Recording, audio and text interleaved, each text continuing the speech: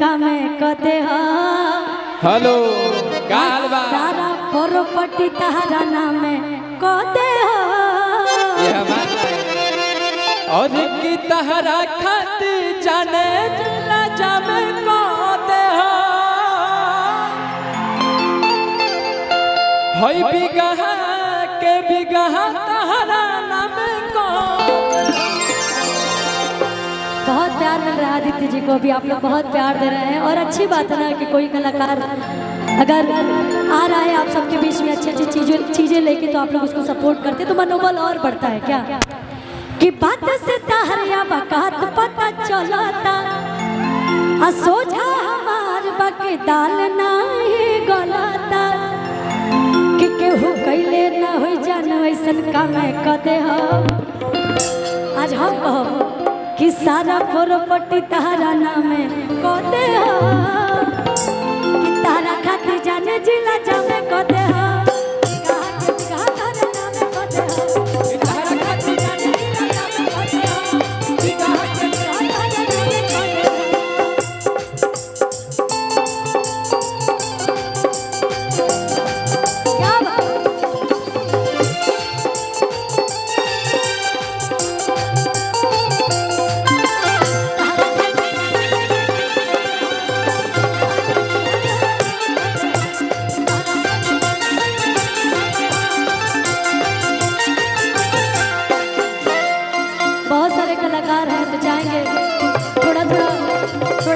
जो आप सबकी फरमाइश है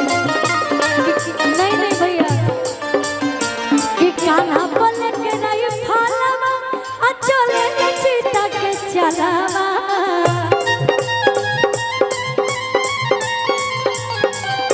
कान्हा पल के नहीं फालवा चले चीता के चलावा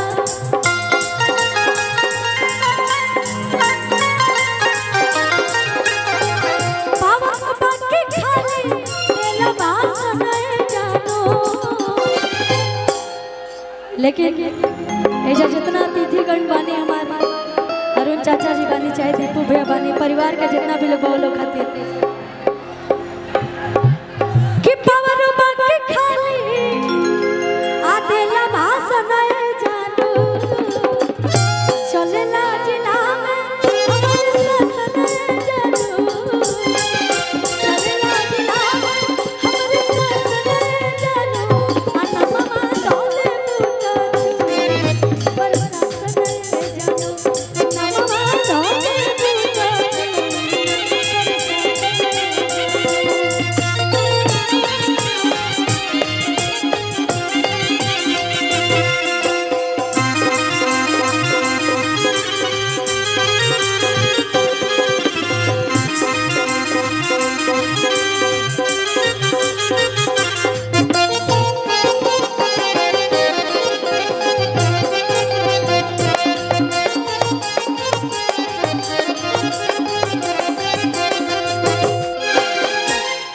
अच्छा वे रोक ले बहुत सारा गीत आइल बा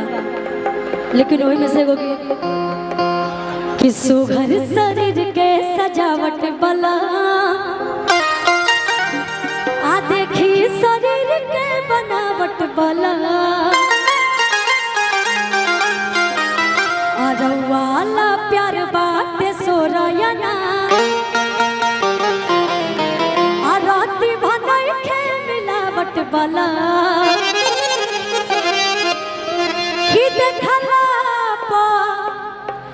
आरे गजबे मजा मिल ले जा कि हो अकमर प करिया सड़िया खिल ले जा अकमर प करिया सड़िया खिल ले जा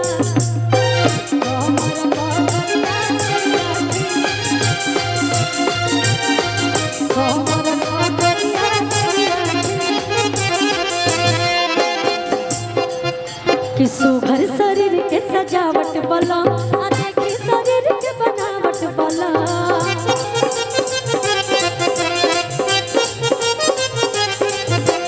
रवाला प्यार बाटे सोरायना राती भलाई के मिलावट बला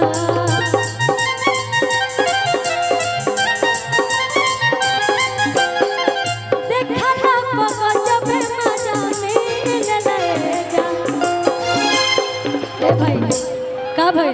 क्या हुआ जी? आप लोग ड्रेस पे हाथ मत लगाइए, गिर उड़ जाएगा कोई तब। अच्छा आओ आओ कि देखला अरे गजबे मजा मिले यो रंगदार भइल बड़ी सा। विशाल गगन सर के आगमन भइल बा, सर के बार बार प्रणाम बा। कहतनी यो रंगदार भइल बड़ी सा आजकल कि कमर पकड़िया सड़िया की ले जा, कमर पकड़िया सड़िया की।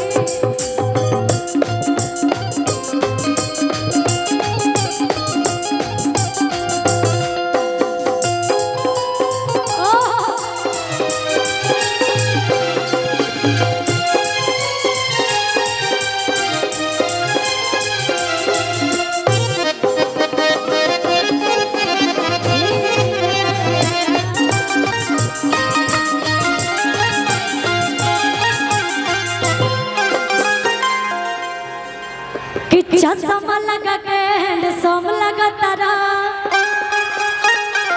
आ साउथ वाला हीरो से न कम लगा तारा। तोहरा खातिर कि तोहरे के दिल हम देह बेकर जतु तो बम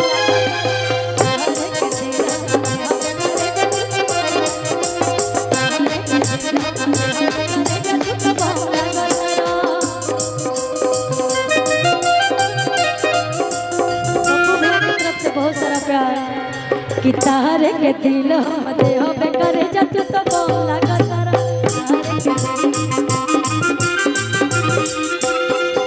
अच्छा के ऐसा भाई जा जितना पे भी भाई हमारे लोग आइल बड़े आधे से अधिक तो कुंवारे लगा तड़े लोग। एगो गीत हमेशा मंच में हम गाइले कि बिना पियले अरे नासा चढ़े दारू कि बिना पियले अरे नशा चढ़े ऐसन दारू ओकरे नियन मेरा रुआ होई कि बिना मतलब के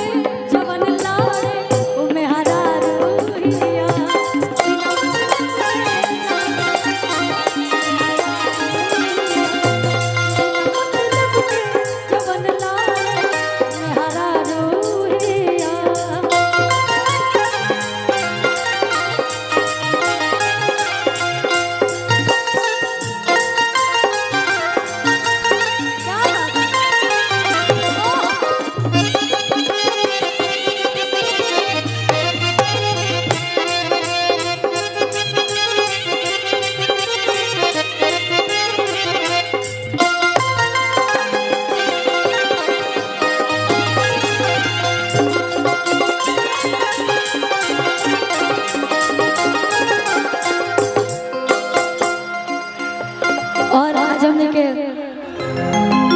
सभी उपस्थित भुवनेश्वर आदरणीय श्री भुवनेश्वर चाचा जी के दादाजी के पुण्यतिथि में और भगवान करस की हमारे अरुण चाचा जी जिस बेटा हर घर में जन्म ले इतना अच्छा इंसान वो पिता भी बहुत खुश नसीब हुई है जेकर बेटा अरुण चाचा जी बना। इतना भीड़ जुटावल, इतना लोग के बुलावल, इतना लोग के दिल में जगह बनावल इतना आसान बात नहीं कि आजकल के जमाना जो कि हमारे अरुण चाचा जी कहले बानी और आप सब देखा तनी। ना खड़ा हो जा खड़ा हो जा खड़ा हो। एगो गीत के फरमाइश एक दो और गीत गाए ओकरा बाद से अगला कलाकार काहे कि कलाकार के लाइन लगल बा अभी आवत लोग जा लोग।